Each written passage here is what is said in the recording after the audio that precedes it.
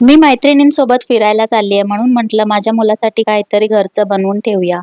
म्हणून आज बनवला हा मऊसूत रवा केक मैदा न वापरता आणि अगदी कमी तुपात. इथे मी घेतला आहे 1/2 कप बारीक रवा.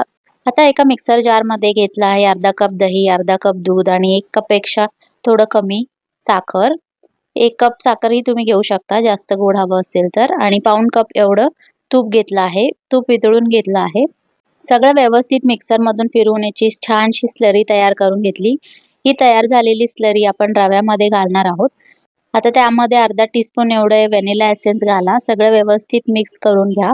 आता हे मिश्रण झाकून साधारण 35 ते 40 मिनिटं बाजूला ठेवायचं.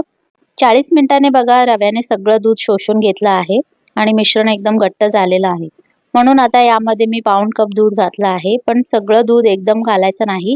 तुम्ही तुमच्या रव्याच्या प्रकारानुसार दूध कमी जास्त लागू शकतं. त्यामुळे बॅटरची कन्सिस्टन्सी बघून दूध घाला. आता यामध्ये 1 टीस्पून बेकिंग पावडर घाला आणि लगेच एका दिशेने फक्त 2-3 सेकंद हलकं फेटून घ्या. जास्तही फेटायचं नाही. आता हे बॅटर ग्रीस केलेल्या केक टिनमध्ये काढून घ्या. आधीच प्रीहीट केलेल्या कढईमध्ये हा केक लो टू मीडियम फ्लेमवर साधारण 40 ते 45 मिनिटं बेक करून घ्या. बेक झाल्यावर मध्ये सुरी घालून चेक करा. सुरी स्वच्छ बाहेर निघाली म्हणजे आपला केक मस्त तयार आहे. केक पूर्णपणे गार झाल्यावर तो डिमोल्ड करून घ्या. मग त्याचे छोटे सुंदर काप करून घ्या.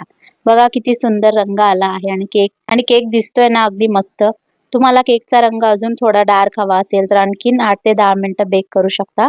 पण लक्षात ठेवा आपण यामध्ये तूप कमी वापरलेलं आहे त्यामुळे जास्त वेळ बेक केल्यास केक थोडा कोरडा होऊ शकतो.